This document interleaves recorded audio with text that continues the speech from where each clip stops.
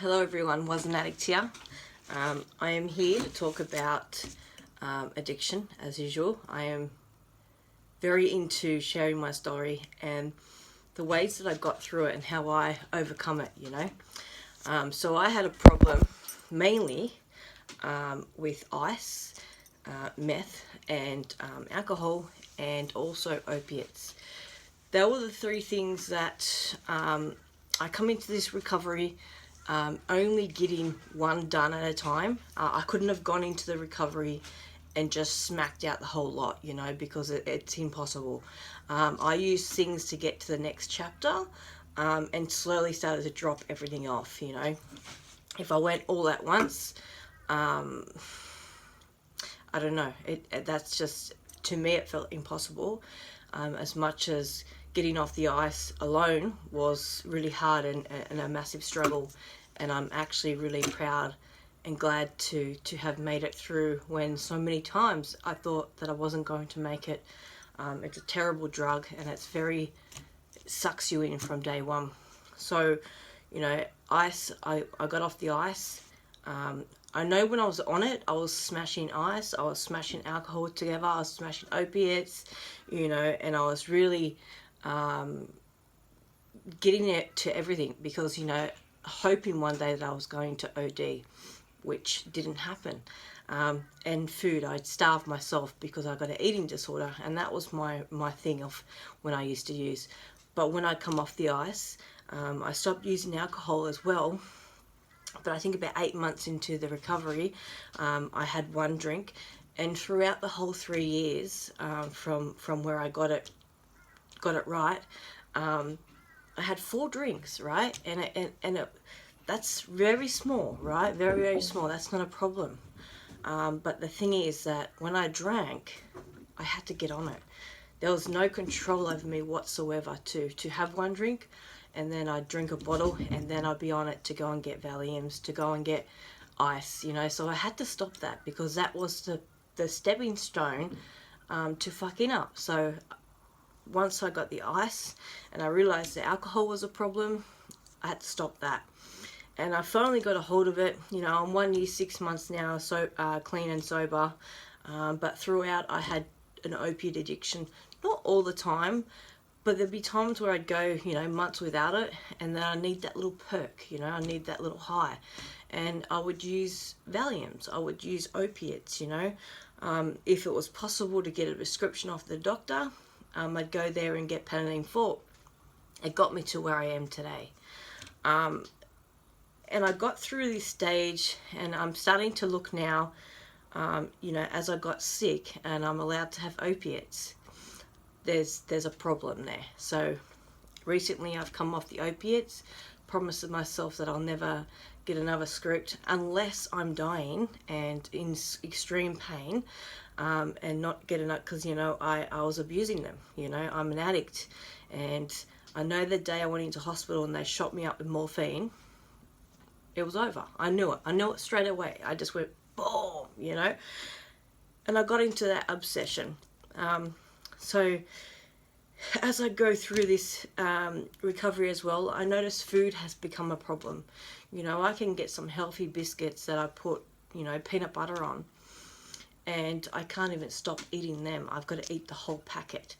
And there's a problem there, and when I eat sweets or anything bad, I want to throw up, and it comes self-harm as well.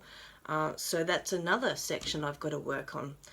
But, I eliminated ice, and I know that I don't need that. It's something that has destroyed my life, and to go back to that life, it's going to be a real quick spiral, and I'll lose everything, everything I've built.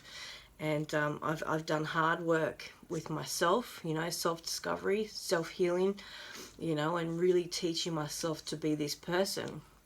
It will go like that. When it comes to drinking, I often think I wish I could have one.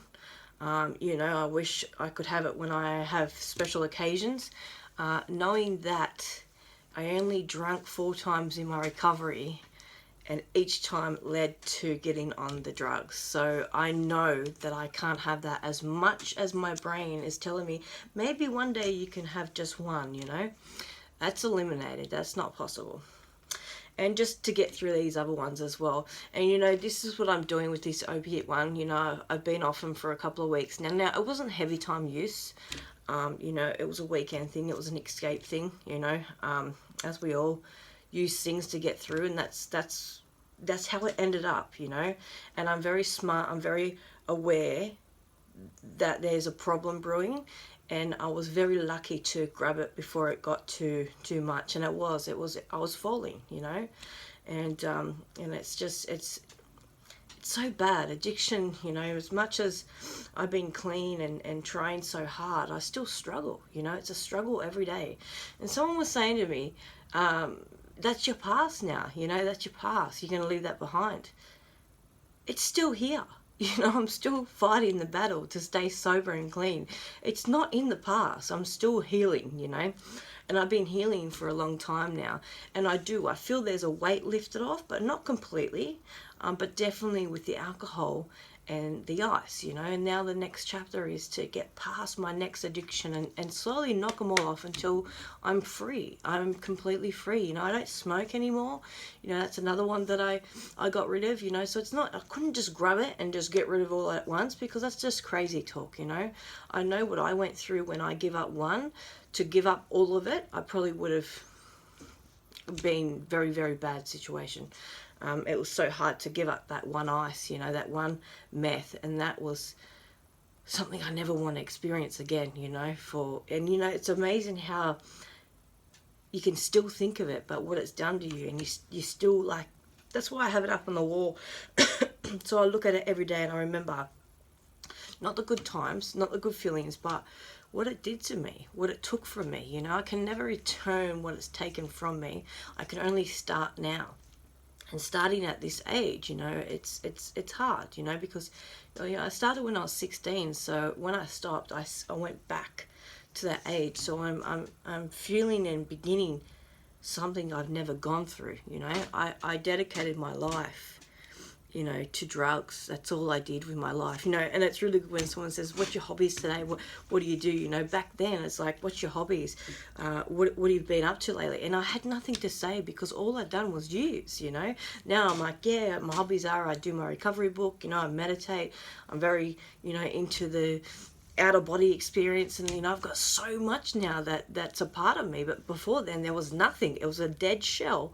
That was just intoxicated with evil, you know. And now I've got this beautiful soul that's got so much interesting things, and that's because I gave up and I did self-discovery. I started to get to know me, you know. And I went into this recovery, I'll end it with this, I went into this recovery not recognizing my own self in the mirror, hating the way I looked, always having these bad thoughts, you know, and these, you know, you are not worthy, you're just a druggo, you're this, and just really going in with mad aggression, you know, mad aggression and so much hate towards myself, and like, you don't deserve to be here, you know, you shouldn't be on this earth, what are you created for, you know.